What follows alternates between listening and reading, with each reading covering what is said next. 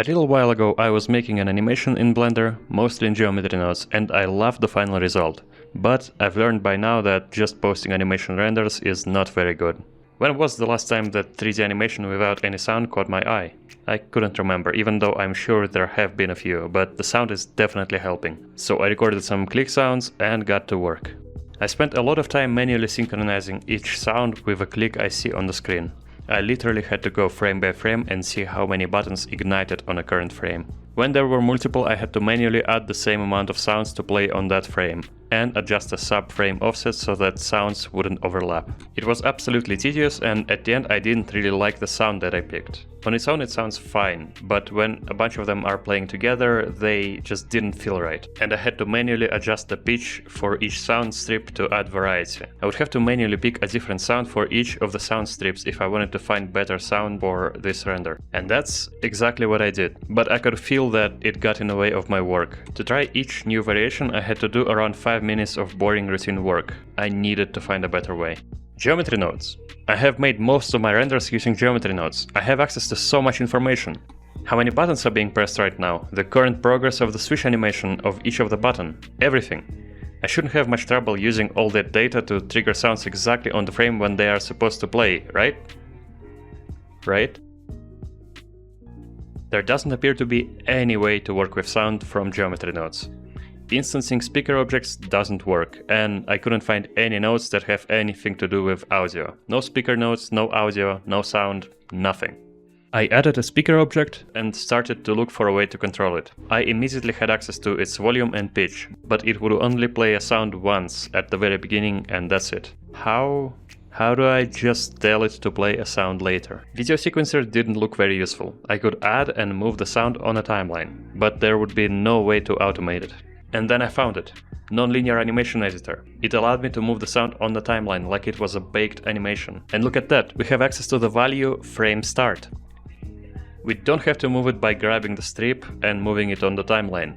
We can control the frame start value, and whatever the value is, the sound will play at that frame. And because it's a number field, it allows us to just type the value in, or, closer to our solution, we can use drivers to control that value. If I add an empty, and in the frame start value I add a driver connected to the position of that new empty, I can control when the sound plays by moving the empty up or down. Now I just need to find a way to control it through geometry nodes. I want to be able to add sounds to almost any geometry node system, of course. But first, I need to just make it work. I'll build a proof of concept first, and then, if it works, it shouldn't be too hard to transform it to a universal sound triggering system that would work with almost any geometry nodes animation. But that comes later in the video. First, let's make a simple example animation. A 5x5 grid with the lights randomly turning on for a few frames. This part controls which buttons are triggered to light up, and this part makes the button light up for the exact amount of time, 10 frames in that case. And in materials, I am getting the buttons to light up based on the trigger frame attribute. It's a variable that remembers a frame at which the button was triggered to be pressed. Now, just for technical purposes, I changed the setup so that the tiles go up when triggered. I'll make them not move later. It's just easier to work with when nodes affect the geometry directly and note some values that you have to see in rendered view or in spreadsheet. But how do I save the information of on which frame a tile was triggered into something I can access outside of geometry nodes? I need to move something with that value. I will be able to access height information of each instance.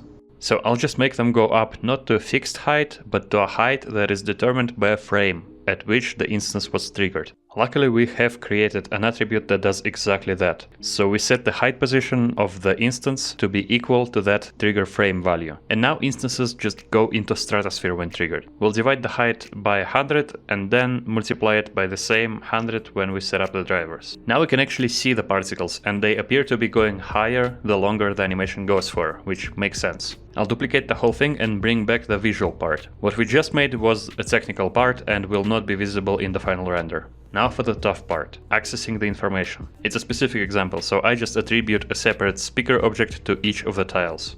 Drivers can't access information of specific instances in geometry nodes, so we have to get creative. Add an empty collection that will copy the position of our instances. So we have 25 empties and each of them uses geometry attribute constraint to copy the position of an instance. One empty for one instance for one speaker. And now in speakers we just add a driver to its frame start field that would take global Z position of a corresponding empty, multiplied by 100, because we divided it by 100 before. And we have to do it 24 more times, each time moving the speaker to the next instance position and changing the linked object. And after all of this, we just set up the materials and lighting and we have our first proof of concept ready.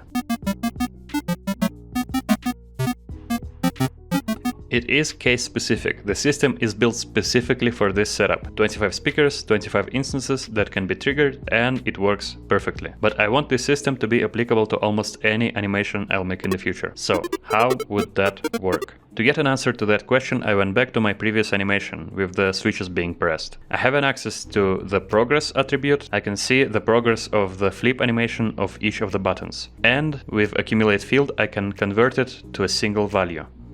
That's it. With some output, I can output how many buttons are currently playing the animation. Or I can access the information of how many buttons are at a certain beginning stage of the animation. And that tells us how many sounds to trigger to play this frame. I just need to figure out how to pick which instances to be triggered. I set up a simple system to make the cubes randomly appear. It's pretty similar to the one with the buttons, but it's less complex, so it's easier to keep track of everything. So if I just set up the repeat zone with random value node, it should repeat what is happening inside of it this many times, with random value node picking a random instance to trigger a sound to play. I understood the base of the logic here, but I set something up incorrectly and it didn't work.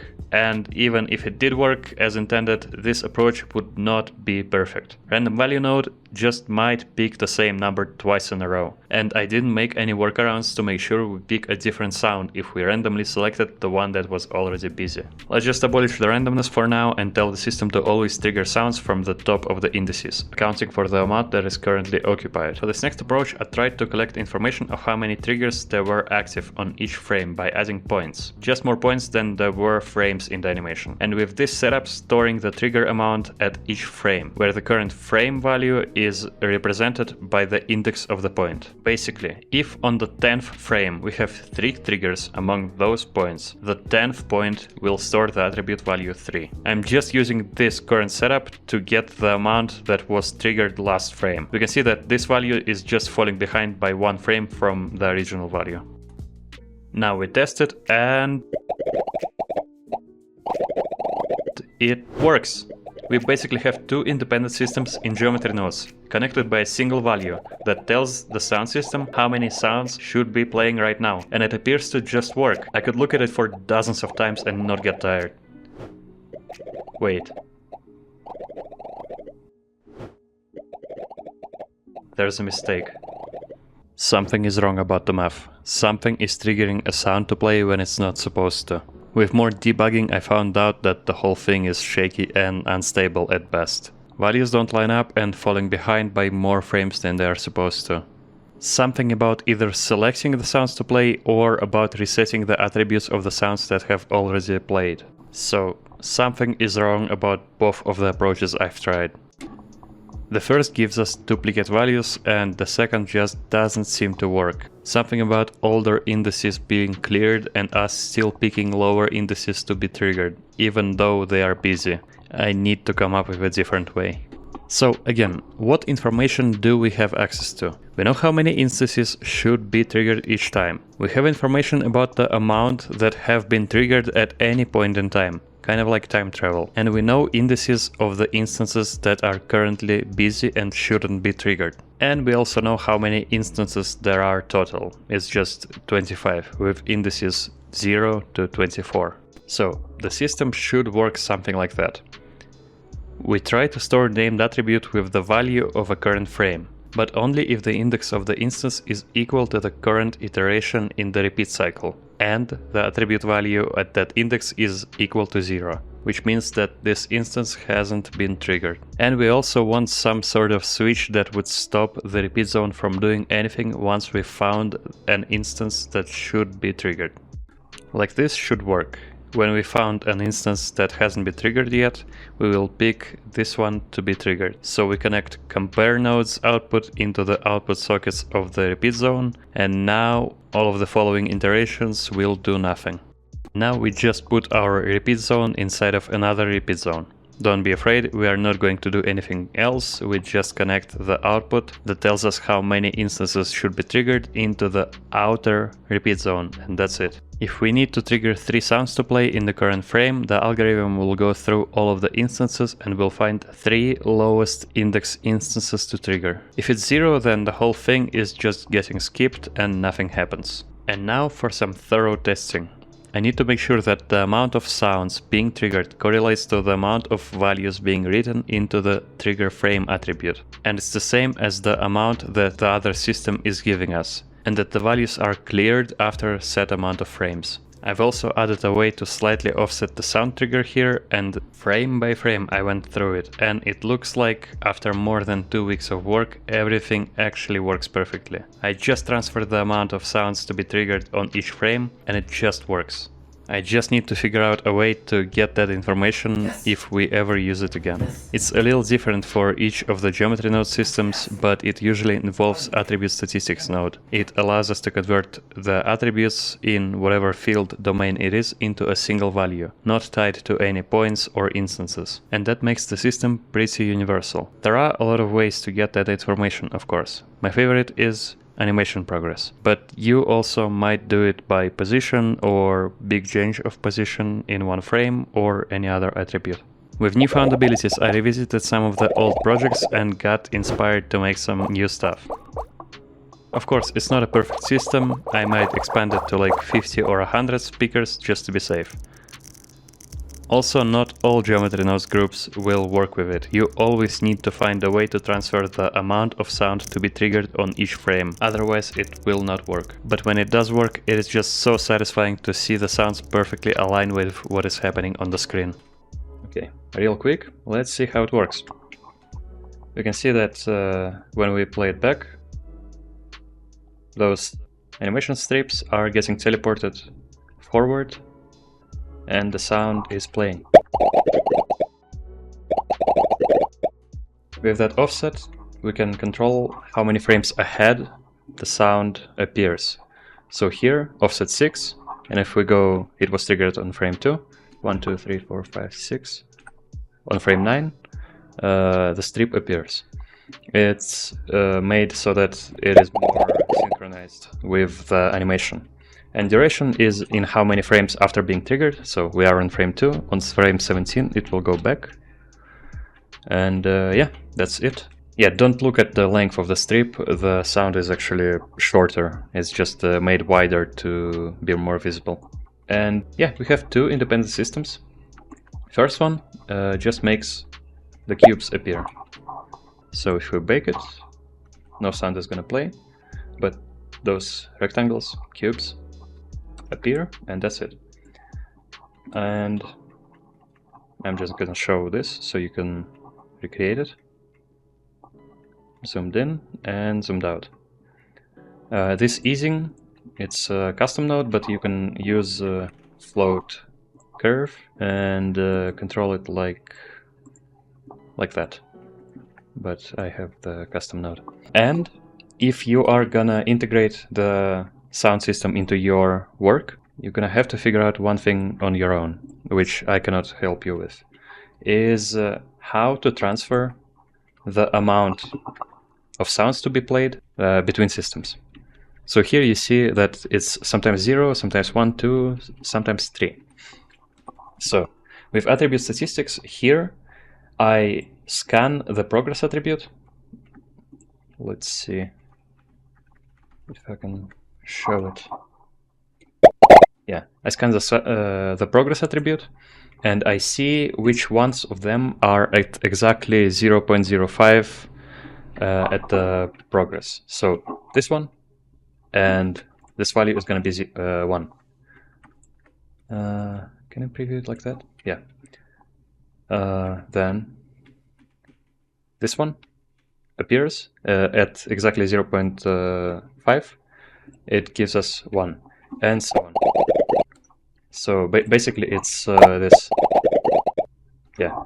And with attribute statistic, we convert it to just a value that is not connected to any domain. It's not stored inside of a point, it's not stored inside of instance, it's just a value. And that value is telling us how many sounds to trigger.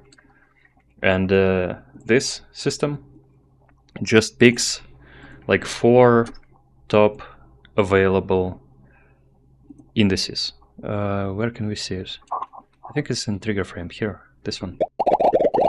Yes, so if we look at it one by one, you can see that they get filled up, and then this one is cleared, and then this one is filled up, and this one. So it always picks the top indices that are available. And that's about it. Then we, for the technical part, give them technical part transparent material so it doesn't mess up our render. And yeah, the speakers. Oh yeah, empties. So the empties using geometry attributes constraint, they each copy position of one of the instance of the object. So empty 0 copies the position of the 0 index instance, so this one. Empty 1 copies index 1, and so on, 25 times. And then speakers do kind of similar thing, but with drivers. So nonlinear animation, we go here, and here speaker adds a driver, and it copies the empty 0 z location in world space, and that controls the frame start value. So here you can see that this empty went up, and this NLA strip went to the frame 8, but it was triggered on frame 2.